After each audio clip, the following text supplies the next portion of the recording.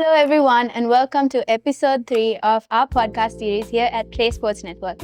And today with me, I have a very, very special and unique individual, none other than Kyle Abeysinghe. Thank you so much for being here today and joining us on our podcast series. To kick things off, why don't you just give us a brief introduction of all your achievements, or just a brief myself introduction? Thank you, Katie, for having me, first of all. I don't really like talking about my achievements. I went to the Olympics last year. I'm a national record holder. Been on the national team for 11 years now. I have older brothers who have also represented Sri Lanka. I think my greatest achievement is being the youngest of 4 brothers who have all represented Sri Lanka at the highest level. I think anybody out there would probably know all of your achievements and how much you've contributed to the sport in Sri Lanka. But my question to you is, what is one achievement that really stood out for you and personally really connected with you? Well, becoming an Olympian was a lifelong dream of mine. I think I was 4 years old when I watched the Athens Games in 2004. I remember sitting on the floor with my family, and we were watching it on our little box television at the time. And I remember specifically watching the 100 butterfly, seeing Michael Phelps come back to beat a swimmer named Ian Proctor. And just seeing, in that moment, I felt such a rush of adrenaline. And I was just a 4-year-old kid. So from that point onwards, it had always been my dream to become an Olympian. So there's nothing really quite like that. But I think my best achievement was winning 2 medals at the Commonwealth Youth Games. That's something that no other Sri Lankan had ever achieved or has achieved since then. So I think that's pretty cool. I'd probably say that. All right, now you've been swimming for a long time, from the age of 4, I'm guessing. Actually, no. I've been swimming since I was 7. Okay, but still, that's a long time. So when you look back at your career, now you've always been an athlete, but what really happened in your career that really shaped you to who you are today? Or was there a certain thing, a lesson that you learned on the way to not just be an athlete, but also be an athlete with a personality? Well, I learned a lot from my family, being the youngest of 4, and having 2 parents who were very, very adamant about us being well-disciplined and knowing how to manage our time and everything. I would say I've learned more about, how to live my life from my family than I have from anything else. But sport has obviously, uniquely helped in my development as well.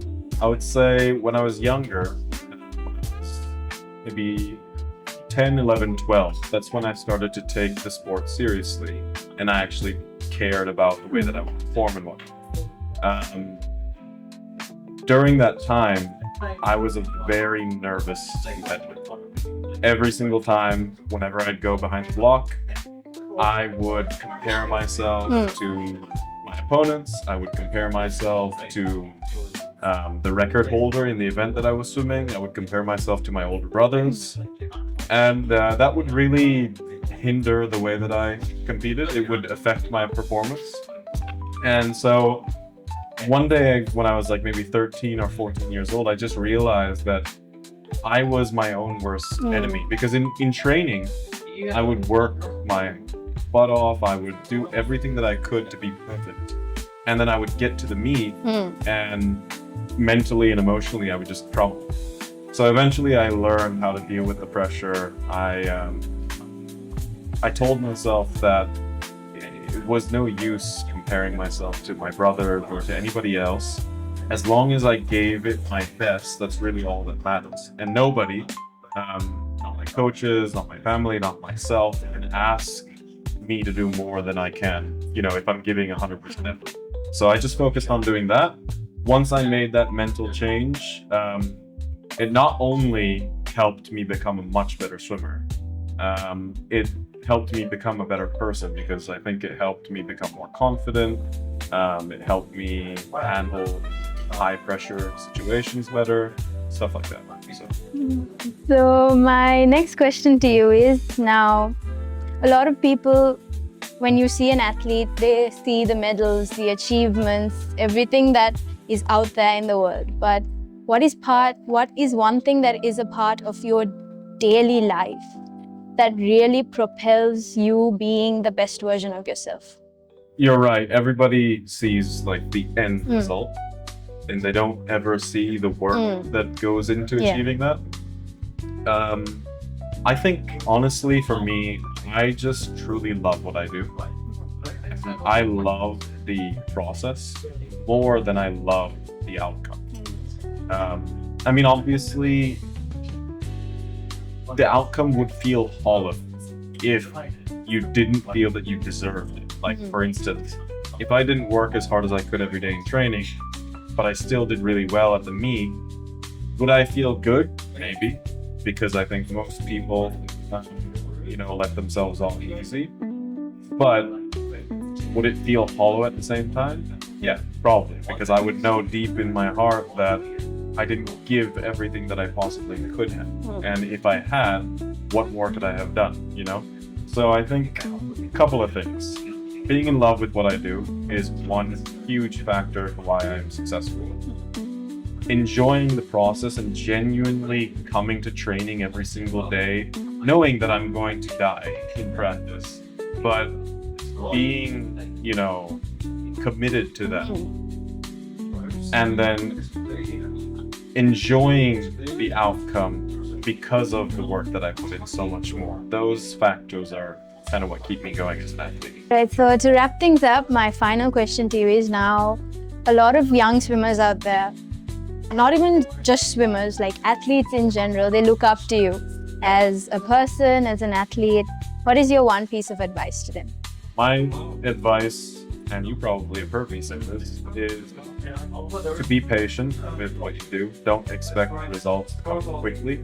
I learned that from my coaches, but I also learned it in my experience as an athlete. Like I just explained to you, when I was young, I did not perform very well.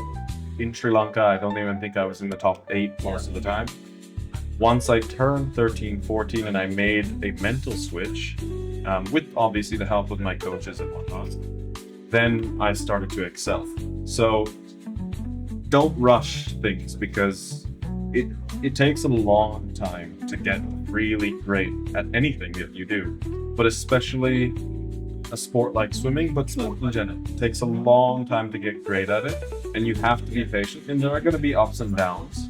And learning how to pick yourself up when you fall down, I think, is the most important thing an athlete can do. Because if you allow yourself to dig yourself a hole and get trapped in there, you're never going to get beyond that. But if you learn how to get yourself out of that hole by developing different things that help you stay focused on what your long-term goal is, then you will be successful. All right, thank you so much for joining us today. That was very insightful sitting here. You've coached me for a long time, but I've never actually heard you speak like in a setting like this. So, yes. Can I? Yeah. The interviewee asked the interviewer now. Okay. Who's your favorite coach that's in your coach team? Please do not put me on that spot, but We both know who it is. yeah, it's obviously you, sir. Obviously you. So thank you so much for joining us, and stay tuned for a lot more.